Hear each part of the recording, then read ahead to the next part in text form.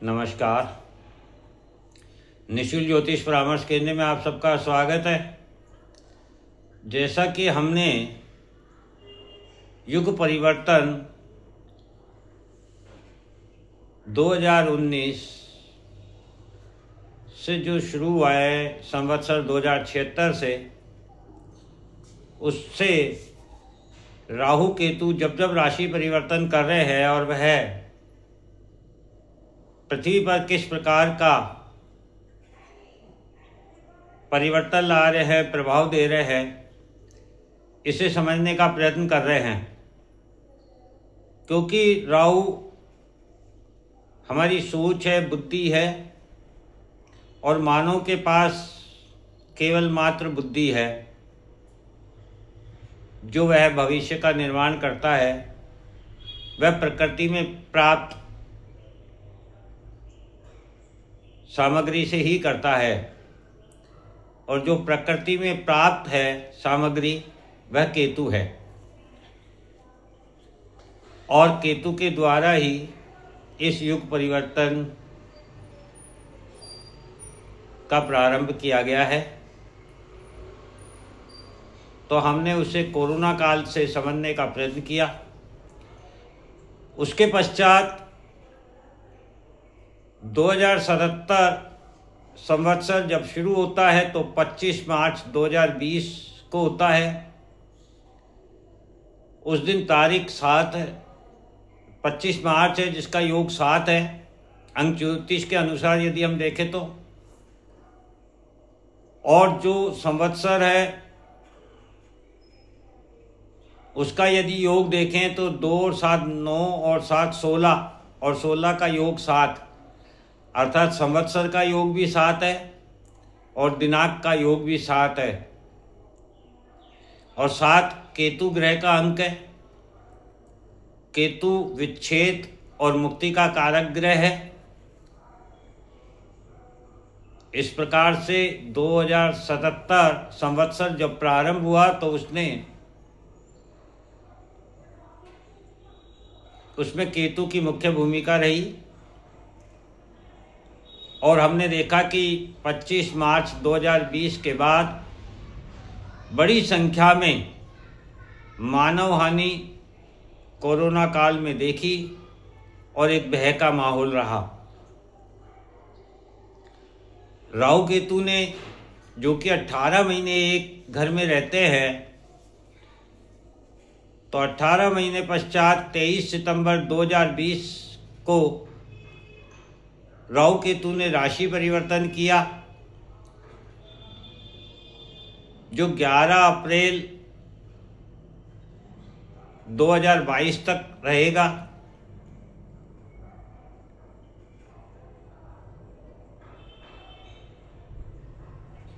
इस समय का जब लग्न बनता है राहु केतु के राशि परिवर्तन के समय का,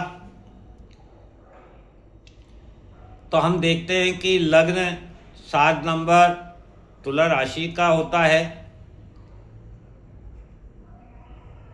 और चंद्रमा नीच राशि वृश्चिक में है, ज्येष्ठा नक्षत्र में है। ज्येष्ठा नक्षत्र के स्वामी बुध होते हैं। केतु के साथ है चंद्रमा द्वितीय भाव में। जिस दिन राहु केतु ने राशि परिवर्तन किया उस दिन शुक्ल पक्ष की सप्तमी थी, ब्राह्मण वर्ण था और राक्षस गण था। ब्राह्मण वर्ण हमें बताता है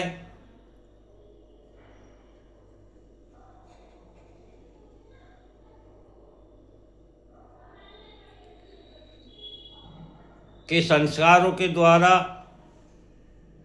समाज का निर्माण करना,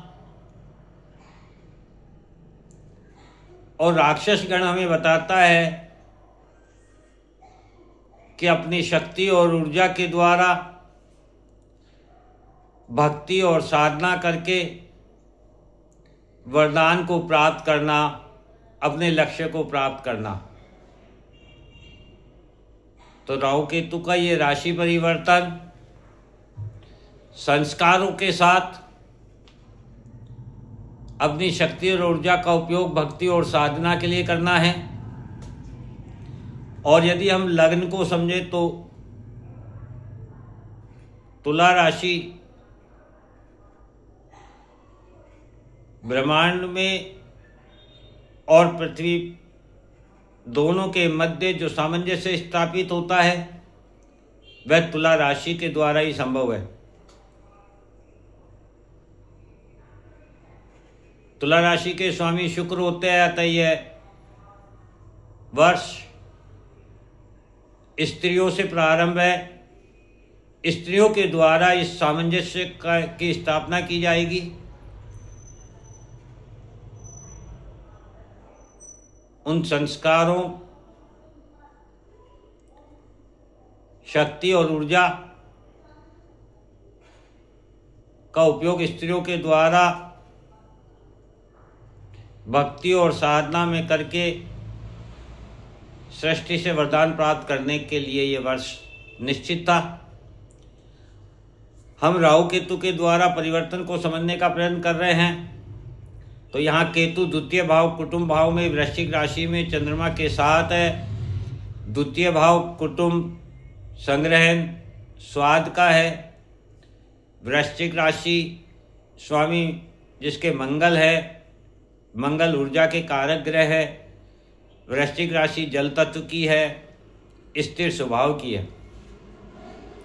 केतु विच्छेद और मुक्ति के ग्रह है और चंद्रमा मन के ग्रह हैं। अतः केतु यहाँ पर मन की ऊर्जा एवं चंचलता जो हमारी कुटुंब के प्रति, संग्रहण के प्रति और स्वाद के प्रति दुष्परिणाम दे रही थी, उससे मुक्त करना चाहते हैं। मंगल की अष्टम दृष्टि चंद्रमा केतु पर होने से यह हमें और गहराई देती है। तृतीय भाव में गुरु धनु राशि में है। तृतीय भाव पराक्रम का है, धनु राशि लक्ष्य की है। गुरु ज्ञान धर्म के ग्रह है, अतः गुरु ज्ञान धर्म के लक्ष्य पर पराक्रम करने को समझा रहे हैं।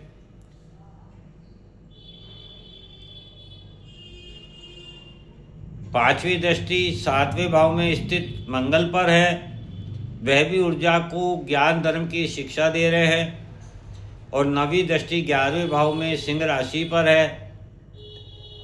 11वां भाव इच्छा का होता है, अतः हमारी इच्छा में भी शेर जैसा आत्मविश्वास गुरु हमें यहाँ प्रदान कर रहे हैं।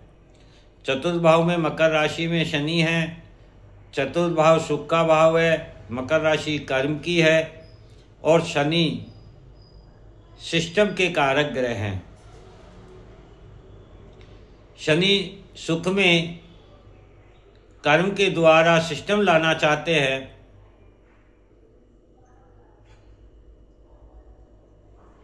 सुख कैसा होना चाहिए? जो कर्म के द्वारा प्राप्त हो। और कर्म कैसा होना चाहिए? जिसमें एक सिस्टम हो। राहु की दृष्टि यहाँ पर हमें गहराई और शुक्र की दृष्टि प्रोत्साहन दे रही है, प्रोत्साहित कर रही है। सप्तम भाव में मेष राशि में मंगल है। सप्तम भाव जीवन को देखने की दृष्टि होती है। हम जो कुछ दुनिया में देखते हैं वैसा बनना चाहते हैं या दुनिया को अपने तरीके का बनाना चाहते हैं। मेष राशि अग्नि तत्व की होती है, जड़ स्वभाव की है। मंगल ऊर्जा के कारक ग्रह है, सेनापति है। अतः हम सामने वाले व्यक्ति की सुरक्षा पर दृष्टि रखें, ऐसा ये सप्तम भाव हमें बता रहा है। अष्टम भाव में वृष राशि में राहु स्थित है। अष्टम भाव भीतर की आग, गहराई, खोज, अन्वेषण आदि का होता है। वृष राशि स्वामी के प्रति भक्ति की है और राहु वृद्धि के कारक ग्रह है। अतः ग्रह हमें समझाना चाहते हैं कि भक्ति में भीतर की आग जगाने, उसमें गहराई लाने एवं भक्ति की खोज करने, इन्हीं सब में हमें अपनी वृद्धि करनी चाहिए, ऐसा राहु यहाँ बता रहे हैं। दशम भाव में कर्क राशि में शुक्र स्थित है। दशम भाव कर्म का है। कर्क राशि शुद्धता एवं पवित्र जल की है एवं शुक्र प्रोत्साहन के ग्रह हैं। अतः शुक्रदेव शुद्धता एवं पवित्रता के साथ कर्म करने को प्रोत्साहित कर रहे हैं। द्वादश भाव में कन्या राशि में सूर्य स्थित है। द्वादश भाव व्यय का होता है, मुक्ति का होता है। कन्या राशि परिपक्वता की है और सूर्य आत्मा है, अधिकार है। अतः आत्मा और अधिकारों की परिपक्वता, अभिमान का व्यय करना और मुक्ति को प्राप्त करना, यही इस वर्ष का उद्देश्य है। लग्न, जब राहु केतु ने राशि परिवर्तन किया तब जो लग्न बन रहा है वह सबसे अधिक महत्वपूर्ण होता है, क्योंकि ये सभी प्रभाव जो भी हमने अभी चर्चा की, ये प्राप्त करने के लिए ही लग्न का निर्माण होता है कि ये सब किसको प्राप्त करना है। तो लग्न तुला राशि में बुध स्थित है। तुला राशि के स्वामी शुक्र है जो स्थिरत्व गुण रखते हैं। बुध स्वयं स्थिरत्व गुण रखते हैं। लग्न स्वाति नक्षत्र का है जिसके स्वामी राहु है, और जो लग्न में स्थित ग्रह बुध है वह चित्रा नक्षत्र में स्थित है। चित्रा नक्षत्र के स्वामी मंगल है। तुला राशि के स्वामी शुक्र वायु तत्व की है, चर स्वभाव की है। इसका प्रतीक चिन्ह तराजू होता है। और तुला राशि हमें बताती है कि प्रकृति और मानव के मध्य किस प्रकार से सामंजस्य स्थापित किया जाए। अतः राहु केतु के राशि परिवर्तन के समय प्रकृति ने मानव एवं ब्रह्मांड के मध्य सामंजस्य स्थापित करने के लिए ग्रहों की चाल को स्थापित किया है, जिसका अभी हमने अध्ययन किया, जो स्वाति नक्षत्र के द्वारा प्रारंभ किया गया है। स्वाति नक्षत्र के देवता शिव हैं और शिव प्रकृति एवं सांसारिक जीवन के सामंजस्य के प्रतीक है, क्योंकि शिव एक सांसारिक जीवन में रहते हुए एक परिवार भी रखते हैं, पत्नी बच्चे भी, संतान भी रखते हैं, और वे सदा साधना में लीन भी रहते हैं। स्वाति नक्षत्र में स्त्रियां सत्यवादी होती है, धार्मिक होती है, दयालु होती है। तो ये समय स्त्रियों के लिए विशेष रूप से था, जिसमें स्त्रियों को सत्यवादी, धार्मिक और दयालु बनाने के लिए ग्रहों का निर्माण हुआ। बुध जो कि चित्रा नक्षत्र में है, बुध वाणी और संवाद के ग्रह है। चित्रा नक्षत्र चित्र का निर्माण करता है, जैसा कि नाम से ही स्पष्ट है। अतः बुध वाणी एवं संवाद द्वारा ही व्यक्तित्व के चित्र का निर्माण कर रहे हैं। तो ये जो राहु केतु का राशि परिवर्तन हुआ, इसने जो ब्रह्मांड को नई दिशा प्रदान की वह इस प्रकार थी कि स्त्रियां सत्यवादी हों, धार्मिक हों, दयालु हो एवं अपनी वाणी एवं संवाद के द्वारा इस प्रकार का चित्र निर्माण करे, चरित्र निर्माण करे, जिसमें शिव जैसा आदर्श हो, अर्थात सांसारिक जीवन के साथ साथ साधना भी हो, भक्ति भी हो। भगवान शिव ने माता पार्वती की इच्छा अनुसार स्वयं महल का निर्माण तो कराया, किंतु रावण को दक्षिणा स्वरूप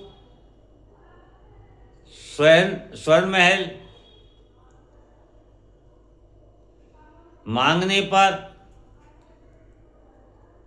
भेंट स्वरूप प्रदान कर दिया। ऐसा ही परिवार एवं संग्रहण के प्रति हमारा मन होना चाहिए। एवं ये यही बताना चाहता है कि आप घर के सदस्यों के द्वारा उनकी इच्छा को पूर्ण करने के लिए जो भी प्रयत्न करते हैं वे उचित है, किंतु उन प्रबंधों में किसी अन्य को उसकी अधिक आवश्यकता हो या कोई आपसे वह वस्तु मांगे तो आप अपने रिश्तों के बंधन से मुक्त रहकर वह सामग्री वह वस्तु भेंट स्वरूप प्रदान करें, ऐसा शिव समझाना चाहते हैं। एवं लक्ष्य निर्धारित करके ही हम धर्म ज्ञान के प्रचार प्रसार के लिए हमें पराक्रम करना चाहिए तथा सदा सुख प्राप्त करने के लिए कर्म करना चाहिए और कर्म हमेशा हमें सिस्टम में रहकर करना चाहिए, नियमों में रहकर करना चाहिए। और कर्म का सिस्टम बनाते समय एवं सुख प्राप्त करते समय हमारी दृष्टि में सदा समाज की सुरक्षा का स्थान भी होना चाहिए, समाज की सुरक्षा का ख्याल भी होना चाहिए। सदा मन में भीतर की आग, गहराई और भक्ति की खोज में हम वृद्धि करते रहें, जीवन के वास्तविक अर्थ को समझते रहें जो हमारे जीवन में सामंजस्य स्थापित कर सके। कर्म भी सदा मन की शुद्धता एवं पवित्रता के लिए किया जाए, जिससे अधिकारों का त्याग करके भक्ति सेवा का भाव जागृत कर सकें। इस प्रकार से राहु केतु ने 2020 में राशि परिवर्तन करके हमें ये समझाने का प्रयत्न किया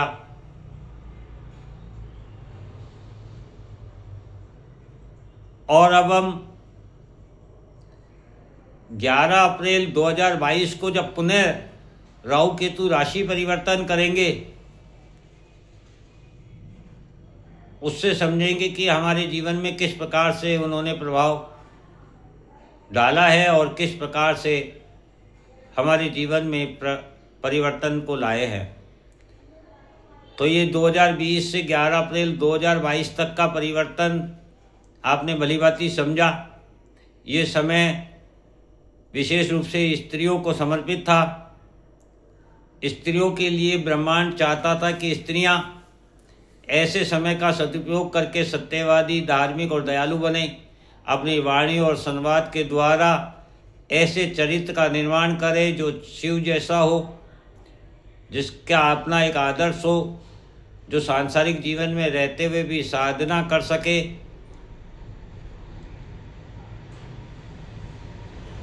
इस प्रकार का यह वर्ष था जो हमें समझाना और सिखाना चाहता था और इस प्रकार से ये हमारे जीवन में परिवर्तन लाना चाहता था। अब हमने इसको किस तरीके से अपने उपयोग में लिया ये आप सभी लोग भलीभांति से जानते और समझते हैं, और उसका प्रभाव आपको किस प्रकार से प्राप्त हुआ वह भी आप अच्छे से महसूस कर चुके हैं, क्योंकि ये समय व्यतीत हो चुका है। यदि इसका आपने दुरुपयोग किया है तो निश्चित रूप से परिणाम अशुभ रहे होंगे, और यदि आपने इसका सदुपयोग किया है तो निश्चित रूप से परिणाम भी उपयोगी रहे होंगे। जय हिंद, जय भारत।